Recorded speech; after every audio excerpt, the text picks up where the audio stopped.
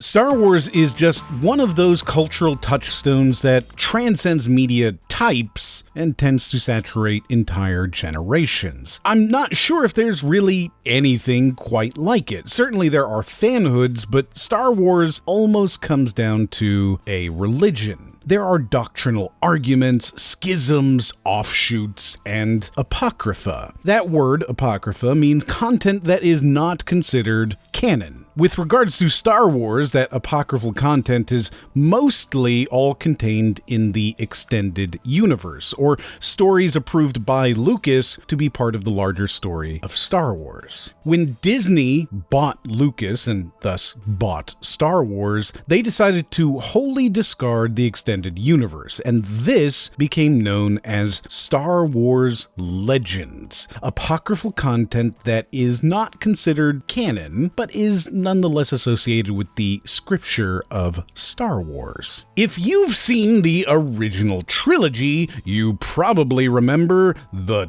Death Star. And spoilers for this 43-year-old movie ahead, but it gets destroyed because the rebellion has the construction and engineering plans for the space station, and are thus able to find the glaring flaw in the design that they can exploit. And if you've seen Rogue One, that is Disney's take on how the Death Star plans were recovered. But it's not the story that was originally told, and perhaps surprising to some, the original story of the theft of the Death Star plans was actually a video game. A really good video game with a strong franchise and some really fascinating backstory. A little over a year ago, Star Wars Jedi Knight Jedi Academy was re-released onto PlayStation 4. And, it existed. It existed so hard, you guys, for a game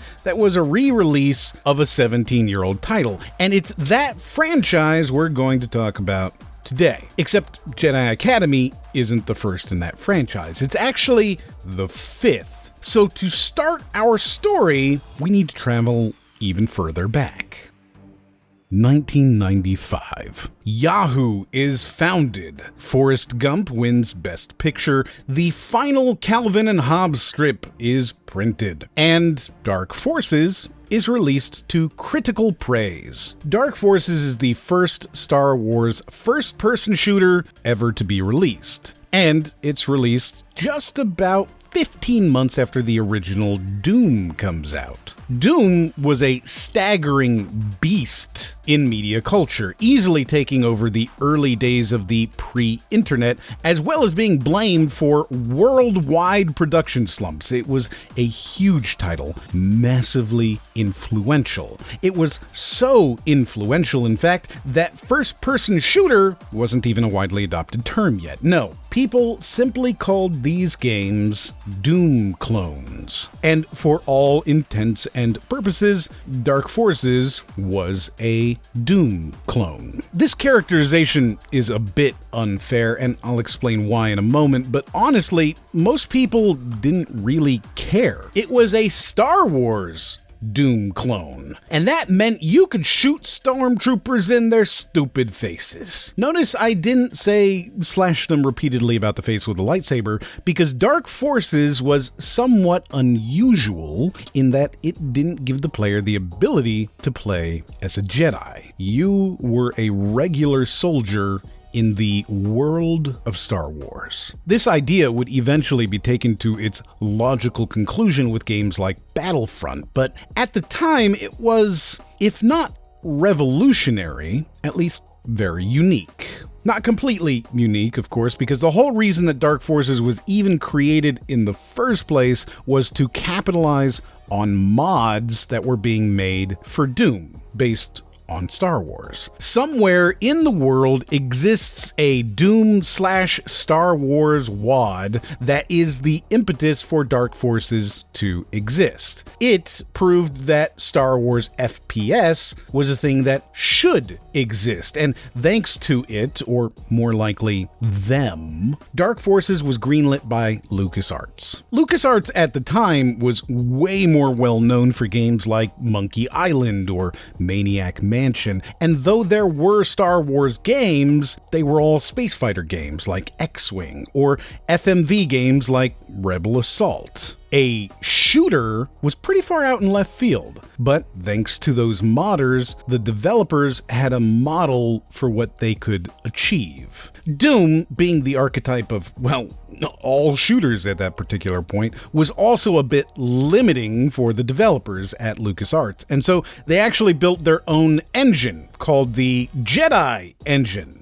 Look, they weren't the world's most imaginative developers, but the Jedi engine, while rumored to have been reverse engineered directly from Doom, was different for a few reasons. It could support animated textures, it could truly render 3D objects, there was the ability to jump, crouch, and even use your mouse to look up and down, and it had the ability to place rooms over rooms, a major feature lacking from id's own engine. It had stereo sound effects, true audio speech, and something very neat was LucasArts' iMuse, a patented feature of their non-shooter games that allowed for music to dynamically change depending on what was happening in the game at the time. This adaptive music would later blow people's minds in games like Deus Ex and The Elder Scrolls. However, while these do help set Dark Forces away from Doom on a technical level, what really separates Dark Forces from Doom and the other Doom clones that were beginning to clog up the space was a simple but very serious change in story. If you followed gaming history, you'll know that there was a notorious lack of story in most shooters for the first decade of shooting game history. Today, people talk about Half-Life and how important it was in gaming, partially because of how seriously it takes its own story, how it laser focuses on providing a good narrative and a logic and reason for the player to be doing the things that the player is doing. This seems today like an obvious thing. Even the schlocky, campy games designed exclusively as cathartic body demolishers today have some bare amount of story, whereas for a very long time, that story would be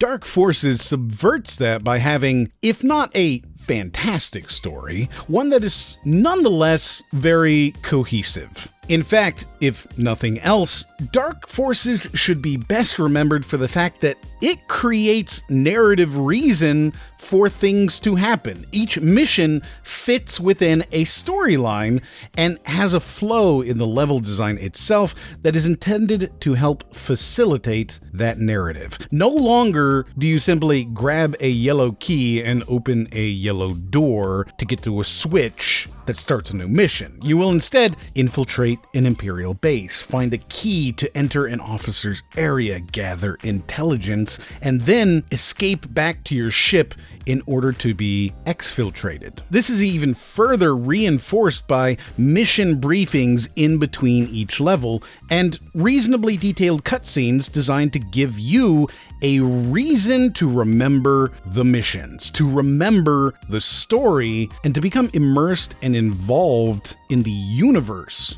of Dark Forces. This trend wouldn't be picked up by the majority of other games for a few years, but it was a major step. I've mentioned that the story exists, but I haven't really talked about what it is, and that's because frankly it doesn't matter all that much. But for a super brief rundown, you are Kyle Katarn, a mercenary working for the leadership of the rebellion whose initial goal is to steal and deliver the plans to the Death Star, and then eventually evolves into a plot to stop a totally different superweapon that, if deployed, would also end the rebellion. In this game, that superweapon is the Dark Trooper Project, an enemy that would later show up in lots of games, from Battlefront to The Force Unleashed, the Star Wars comics, a couple of books, and even mentioned on the show. It was, until till it wasn't, canonically true that Kyle Katarn stole at least part of the Death Star plans. He was one of the people who helped secure the eventual victory for the rebellion over the Empire. In fact, if not for being directly invalidated by Disney, Kyle Katarn could still have been a totally legitimate part of the story, even including the plot changes introduced by Rebel One, simply because it was established that he may not have had the full plans, but some vital part of them. This was such an integral part of the plot that Lucas himself went on to CNN to talk about the game, and they sponsored segments on television to introduce the game to people as an official Star Wars product. And not just some licensed garbage, but a real and serious entry into the lore. When a sequel inevitably came about with Jedi Knight Dark Forces 2, the actors who provided live-action motion capture were the first actors to perform any acting in the Star Wars universe since Ewoks: The Battle for Endor a decade before. It was completely entrenched in the lore and directly connected into the novelizations and even introduced things into the saga itself, like dual lightsabers, holodiscs. And it was even the first game that allowed a player to use a Jedi's force power and engage in combat with lightsabers in multiplayer. It was a big deal, and the sales represented that, selling over 300,000 copies at launch, debuting at #1 in sales. In fact, Dark Forces was the 11th best-selling game from 1993 to 1999, so like the 90s. I think it's kind of fascinating that this first ever Star Wars licensed Doom clone is just a few thousand copies away from being in the top 10 best-selling games of the 90s. So not only is Kyle the first character in all of first-person shooter history that could jump, and it introduced all these story beats into the Star Wars saga, and furthermore set a tone for how to do a narrative-based shooter at a time when story was considered to be not only unnecessary but unwanted. But this game was wildly successful as well. And yet people have not only forgotten about it, but it's like it never existed at all. Disney, of course, wiped the entire thing under the rug. In 2013, Disney actually closed LucasArts entirely, seeing no value in maintaining an in-house game developer. They would then auction the rights off, and EA would be the ones to snatch that up, producing games like Battlefront, Fallen Order, Squadrons, and of course, The Sims 4, Journey to Batuu. I'm not